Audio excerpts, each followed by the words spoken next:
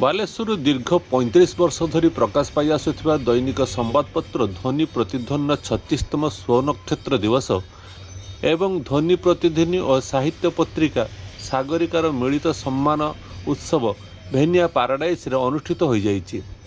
ଏହି ସଭା ପୂର୍ବତନ ମନ୍ତ୍ରୀ ରଘୁନାଥ ମହାନ୍ତିଙ୍କ ପୌରୋହିତ୍ୟରେ ଅନୁଷ୍ଠିତ ହୋଇଥିଲା। ମୁଖ୍ୟ ଅତିଥି ଭାବରେ ପ୍ରଫେସର ବୈଷ୍ଣବ ଚରଣ ସାମଲ ଯୋଗ ଦେଇଥିବା ବେଳେ ସମ୍ମାନିତ ଅତିଥି ଭାବରେ ଯୋଗ ଦେଇଥିଲେ ସାହିତ୍ୟିକ ରତ୍ନାକର ରାଉତ, କବି ଡକ୍ଟର ନାରାୟଣ ପଣ୍ଡା, ଡକ୍ଟର ପ୍ରଶାନ୍ତ ହାତୀ ଓ ଡକ୍ଟର କାଳୀପଦ ପଣ୍ଡା।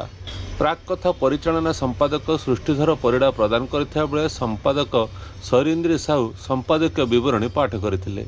ଏହି ଅବସରରେ ଚଳିତ ବର୍ଷ ବିଶିଷ୍ଟ ଲେଖିକା ପ୍ରଫେସର ଝରଣା ପଟ୍ଟନାୟକଙ୍କୁ ଧ୍ୱନି ପ୍ରତିଧ୍ୱନି ସାରସ୍ୱତ ସମ୍ମାନ ଓ ଡକ୍ଟର ନାରାୟଣ ପଣ୍ଡାଙ୍କୁ ସାଗରିକା ସାରସ୍ୱତ ସମ୍ମାନ ପ୍ରଦାନ କରାଯାଇଥିଲା।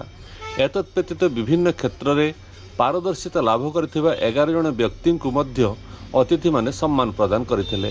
ସକାଳ 9ଟାରୁ ଦିନ 11ଟା ପର୍ଯ୍ୟନ୍ତ ସେଠାରେ ରାଜ୍ୟସ୍ତରୀୟ କବିତା ପାଠ ଉତ୍ସବ ଅନୁଷ୍ଠିତ ହୋଇଥିଲା।